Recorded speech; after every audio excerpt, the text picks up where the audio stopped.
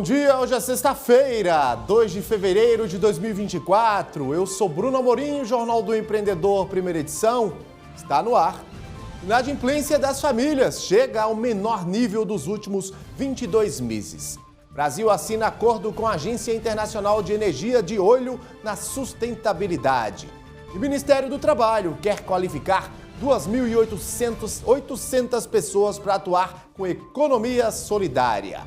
Tudo isso e muito mais você confere aqui e agora no Jornal do Empreendedor, primeira edição.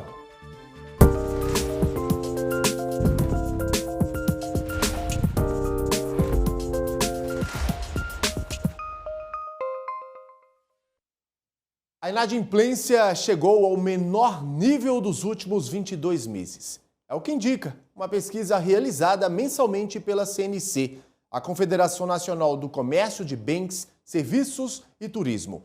A porcentagem de famílias com dívidas em atraso fechou o mês de janeiro em 28,3%, o menor nível desde março de 2022. E ela caiu, mas entre famílias com menor renda. A pesquisa registrou queda de mais de 3 pontos percentuais na comparação anual. Mesmo assim, 35% das famílias com renda até 3 salários mínimos estão inadimplentes.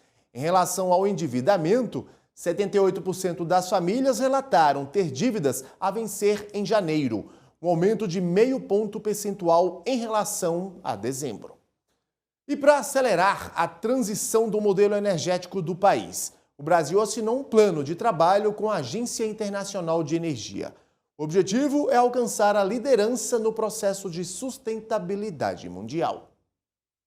Com mais de 88% de sua energia gerada a partir de fontes limpas e renováveis, o país tem um enorme potencial para produção e exportação, o que pode contribuir para a descarbonização do planeta e para o desenvolvimento econômico e social. O ministro de Minas e Energia, Alexandre Silveira, e a Agência Internacional de Energia assinaram um plano de trabalho conjunto para acelerar a transição energética no país.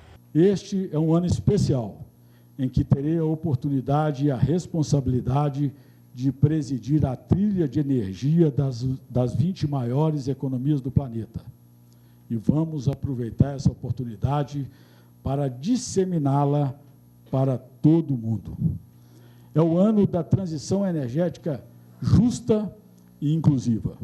Portanto, um ano que temos a oportunidade de atender ao chamado de Sua Santidade, o Papa Francisco, no sentido de avançar em uma transição energética equilibrada, incluindo as pessoas e ajudando na paz mundial. O acordo foi firmado durante evento na sede da pasta, em Brasília, com a presença de Fatih Birol, diretor executivo do órgão que reúne 50 países, entre eles o Brasil, e representa 80% do consumo mundial de energia.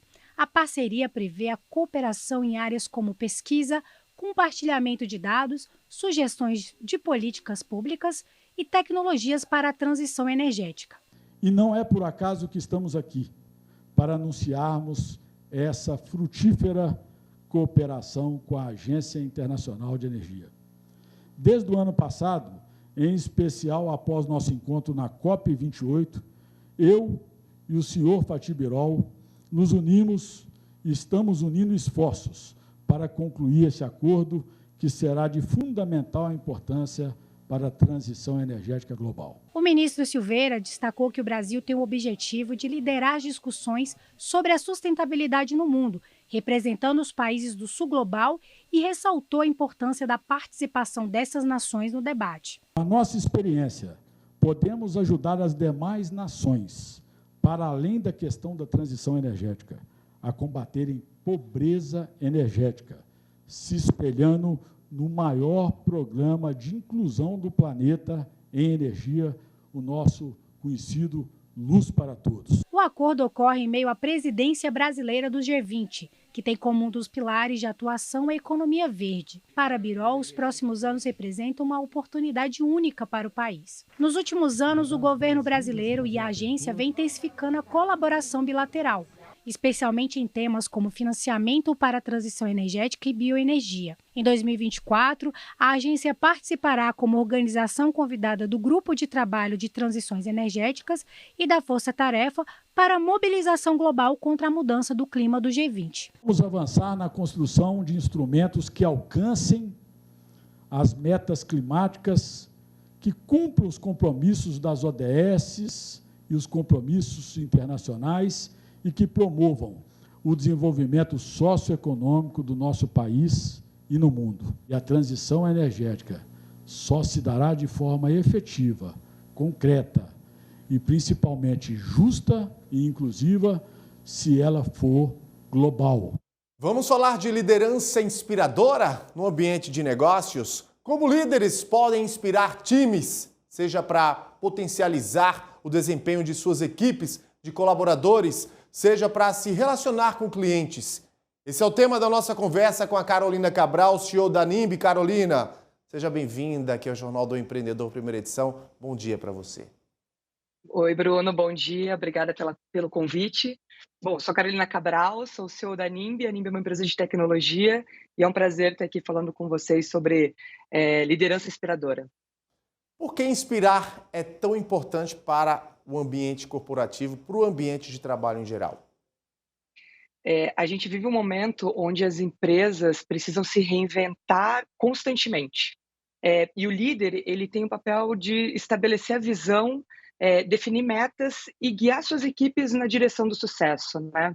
Quando um líder ele consegue promover o otimismo e a resiliência, que eu acho que é uma palavra super importante, estratégica para as empresas no dia de hoje, os colaboradores eles se sentem valorizados e apoiados.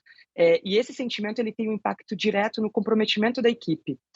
E uma equipe reconhecida e motivada, ela tende a ser mais produtiva, engajada com a empresa e um ponto super importante, uma taxa baixa de rotatividade. A liderança de alta performance, ela se caracteriza pela habilidade de inspirar, motivar e extrair o melhor de cada um. Então, fomentando um ambiente onde a inovação e a colaboração e o desenvolvimento pessoal, eles prosperam, né? Então, a liderança inspiradora ela é um pilar fundamental para as empresas que buscam não apenas sobreviver, mas prosperar em um ambiente empresarial em constante evolução. Carolina, na prática, como é que o empreendedor, o micro, pequeno, médio, ele pode aí incentivar essa liderança inspiradora? Essa liderança inspiradora, e ela pode vir do dono da empresa, ela pode vir de um coordenador, ela pode vir de um par, ela está muito relacionada a impulsionar os colaboradores a alcançarem seu potencial máximo. Então, de novo, quando a gente fala de liderança, a gente sempre pensa em quem está no topo, e não necessariamente, a liderança ela pode ser de alguém que trabalha contigo, tem a mesma função que você.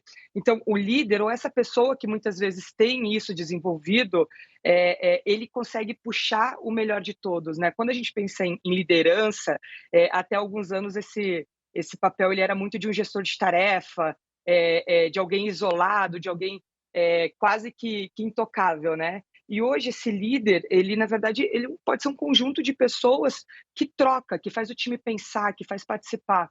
Então, aquelas decisões que elas eram tomadas sozinhos, independente por quem, e os demais apenas executavam, hoje isso é construído a 4 mãos, a várias mãos, na verdade, com a equipe participando diretamente, né? Então, o que é esse líder inspirador, independente do papel dele diretamente dentro da empresa? É alguém que tem a capacidade de tomar decisões assertivas e gerenciar desafios com resiliência. E eu me apego muito a essa palavra porque eu acho que é uma das principais palavras que a gente tem no dia a dia empresarial.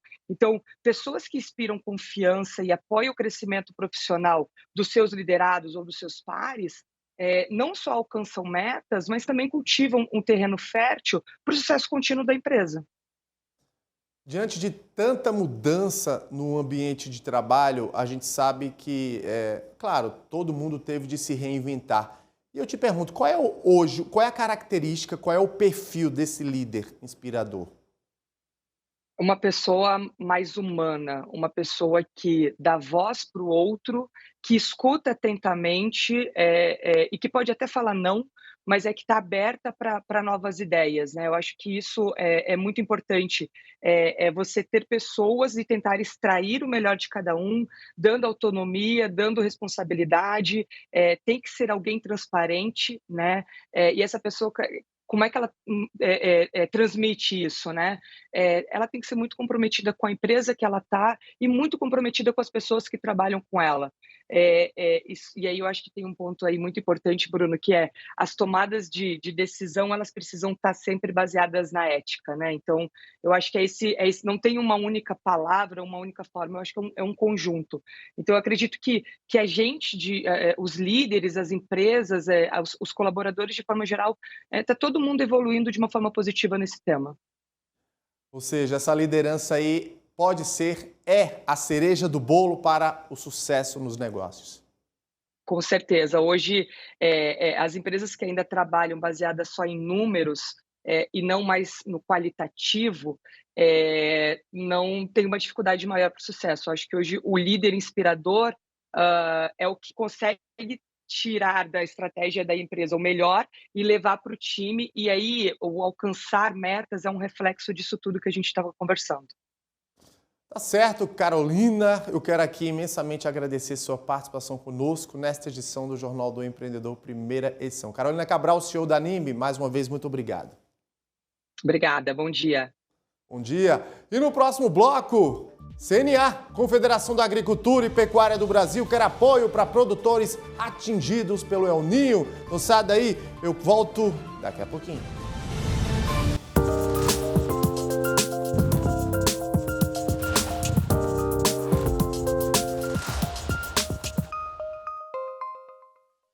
De volta com o Jornal do Empreendedor, primeira edição ao vivo e para todo o Brasil. O Ministério do Trabalho e Emprego lança hoje os editais de qualificação em economia popular e solidária. Serão selecionadas universidades e institutos federais que executarão os cursos. A meta é qualificar 2.880 trabalhadores da economia solidária em todo o Brasil. Para isso, serão destinados 9 milhões para o custeio de bolsas e auxílio dos estudantes. O lançamento será às 9 horas da manhã no canal do Ministério do Trabalho no YouTube. E a Confederação da Agricultura e Pecuária do Brasil entregou ao ministro da Agricultura, Carlos Fávaro, uma série de propostas emergenciais de apoio aos produtores atingidos por questões climáticas causadas pelo El Niño. Além disso, o mundo enfrenta queda nos preços das commodities em meio a um cenário de elevação nos custos de produção. Karine Hillary traz os detalhes para a gente. Em reunião com o ministro da Agricultura, Carlos Fávaro, o vice-presidente da CNA, José Mário Schneier, entregou um levantamento da Confederação que aponta o cenário de dificuldades enfrentado pelos produtores rurais devido às condições climáticas vividas em diversos cantos do Brasil. Nós dissemos ao ministro aquilo que vem ocorrendo no agro brasileiro, né, os efeitos do El Niño, que trouxe muitas chuvas para algumas regiões, falta de chuvas e falta de precipitação em outras regiões, e isso nos traz uma preocupação muito grande, né, de que a quebra de safra pode trazer alguma dificuldade aos produtores do Brasil. A entidade alertou que a instabilidade climática causou prejuízos nas lavouras, especialmente as de soja e de milho, e nos rebanhos espalhados de norte a sul do país. A perda, às vezes, ela é localizada. No município você tem produtores que colheram muito mal e tem produtores que colheram bem. A chuva foi muito sazonal. Por exemplo, um produtor que tem aí uma linha de 2 a 3 mil metros, a metade da sua lavoura choveu bem, a outra metade não choveu bem. Então, é esse equilíbrio. Alguns levantamentos que estão sendo feitos no Brasil, e tem levantamentos muito bem feitos, como, por exemplo, a gente fez em Goiás, nós estimamos ali perdas ali de 15% a 25%. 15% já está definido, no geral, podendo chegar a 25% conforme o comportamento do clima para frente. Entre as propostas de medidas emergenciais e estruturantes para socorrer os produtores estão a prorrogação de operações de crédito rural por pelo menos 12 meses, a renegociação de dívidas vencidas e a antecipação de linhas de pré-custeio com condições e taxas de juros especiais. Quanto à comercialização, o documento propõe a implementação de mecanismos de apoio à comercialização, o que inclui a atualização dos preços mínimos de produtos e o pagamento de prêmios equalizadores para o escoamento, além da retomada do programa de venda em balcão e do reforço nas ações de aquisição de alimentos do governo federal. A CNA também defendeu a ampliação do programa de subvenção ao prêmio do seguro rural e a garantia de não contingenciamento de recursos do programa. A entidade diz que está à disposição para colaborar com a criação de estratégias que ajudem a minimizar os impactos do clima no setor e a fortalecer a produção de alimentos no Brasil. Além disso, houve também um debate sobre a antecipação das discussões sobre o Plano Safra 2024-2025. Produtores que tiveram quebras substanciais na sua safra, a antecipação do pré-custeio, que é muito importante, porque é recurso que já entra para os produtores poderem planejar a próxima safra. E é claro também uma antecipação maior na discussão do Plano Safra do próximo ano. E as dificuldades no campo vão além da quebra na safra devido aos problemas climáticos. Com a demanda global de soja e milho crescendo em ritmo menor do que a produção, os preços das commodities têm recuado. A queda foi de 27,4% na soja e de 22% no milho, segundo a CNA. Além disso, os custos da produção seguem elevados. O presidente da Câmara Setorial da Soja do Ministério da Agricultura, André Dobache, também esteve com o ministro Carlos Fávaro nesta semana e falou sobre a crise financeira que atinge o produtor, bem como a demanda de renegociação de dívidas. O produtor está passando muito mais do que uma quebra de safra, ele está passando por uma crise financeira, né? Então, nós estamos atravessando um período onde o preço da commodity caiu muito em função das produções, dos excedentes de produção que a gente não comercializou e até produziu nas safras passadas, aliado a um bom resultado com a Argentina, por exemplo, né, que vinha de quebras de safra sucessiva e agora vai produzir aparentemente mais. Mas mais do que isso, mais do que essa quebra de safra, é justamente a queda da capacidade de faturamento do produtor. Em meio aos infinitos tratamentos na dermatologia, uma empreendedora se especializou para atender clientes com melasma, doença que afeta 35% das mulheres em todo o país. Quem conta pra gente é a repórter Camila Xavier. Manchas escuras no rosto que incomodam. É o chamado melasma, que está entre as queixas dermatológicas mais comuns. Após sentir na pele o desconforto e a insegurança que é ter melasma, esta empreendedora decidiu se aprofundar no estudo da doença e ajudar os que lutam contra essa condição a recuperarem a confiança e a autoestima. Eu procurei me especializar em uma área onde eu realmente tinha paixão, que é o melasma. Por quê? Porque eu sempre tive melasma também, sempre foi uma dor minha. Então, eu queria que aquilo ali também chegasse até as minhas clientes, né? De acordo com a Sociedade Brasileira de Dermatologia, 35% da população feminina no Brasil sofre com esta doença crônica, um nicho que esta empreendedora soube aproveitar. Ela investiu nesta área e desenvolveu uma fórmula capaz de desinflamar e clarear a pele com melasma. E não satisfeita com os métodos convencionais, Fernanda abriu um consultório e buscou soluções mais eficazes e personalizadas e desenvolveu um protocolo próprio. Eu queria um tratamento que ele não agredisse a pele, porque a maioria das clientes que vêm até o meu espaço, elas reclamam que a dermatologista ou a outra esteticista me passou um protocolo onde eu teria que utilizar o Vitacid, uma hidroquinona, né? E acaba dando efeito rebote mesmo. Né?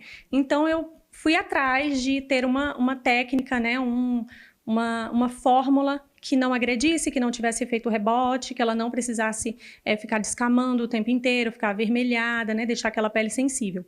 Então, eu montei, né, junto com uma farmacêutica, uma fórmula somente com vitaminas, antioxidantes, clareadores, rejuvenescedores, e ali a pele vai clareando gradativamente conforme ela for utilizando. A tecnologia do consultório permite diversos tratamentos, como redução de cicatrizes e manchas de acne e limpeza de pele. Inclusive tem um novo protocolo de limpeza de pele, né, onde a gente utiliza máscara de quartzo, a máscara de ouro também, né, que ela é muito utilizada pelas Cleópatras antigamente, então eu trouxe agora, né, para cá também, justamente pelo efeito tensor da pele, colágeno, então é um tratamento maravilhoso também. A minha limpeza de pele já era muito personalizada. Eu faço tudo de acordo com a pele da cliente, tudo de acordo com o que ela necessita, né? E os produtos também são utilizados de acordo com isso.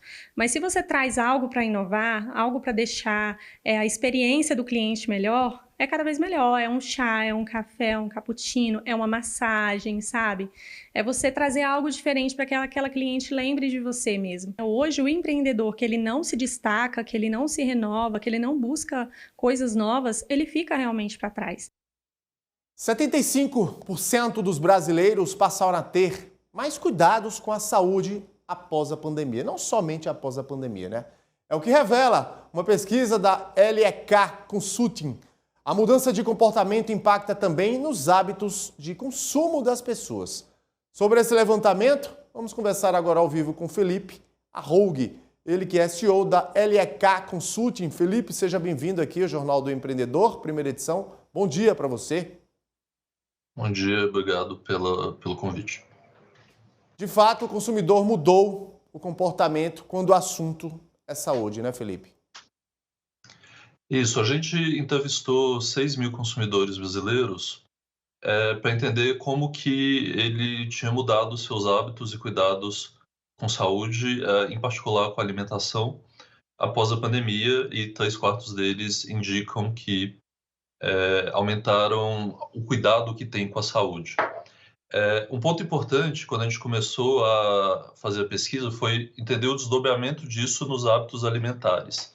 Ou seja, o que de fato mudou e qual foi o direcionamento. A gente chegou a algumas conclusões. A primeira é que teve um aumento expressivo do consumo dos alimentos melhor para você, né? Da expressão em inglês better for you. Ou seja, são alimentos que têm alguma percepção de atributo de saudabilidade. Eles não necessariamente são mais saudáveis, mas têm uma percepção. Por exemplo, são alimentos enriquecidos, né? Por exemplo, com mais proteína, ou alimentos livres de, né? Por exemplo, sem glúten, sem lactose, ou então alimentos que têm um componente social, como os à base de planta, ou os reduzidos, né? Com baixa gordura, alimentos light e assim por diante. O ponto importante que a gente identificou é que tem um crescimento do consumo desse tipo de alimento em todas as classes sociais e faixas etárias. Esses alimentos passaram a ser parte da rotina dos consumidores, em particular, uma mudança na dieta do brasileiro, de que começa a consumir um pouco menos de carboidrato e aumenta o consumo de proteínas, e, consequentemente, busca alimentos enriquecidos em proteínas, que foi o segmento dessa categoria que mais cresceu e mais teve indicação de aumento de consumo. Também, a gente, embora o consumidor tenha esse viés por um claro atributo de saudabilidade, ele também, o aumento do consumo ocorre quando o produtor ou o fabricante de alimento consegue encontrar uma solução que alia esse atributo de saudabilidade com uma experiência sensorial boa, ou seja, um produto que tenha uma boa textura e um bom sabor. Mas, curiosamente, embora tenha tido explicitamente uma declaração de maior cuidado com a saúde, a gente encontra um paradoxo, que o consumidor ele diz que quer se alimentar saudável, mas na prática ele não se alimenta tão saudável, ele tem mais indulgências. Então, algumas coisas que a gente testou, né? Então, mais de 80% dos consumidores acham importante ter uma alimentação saudável, porém,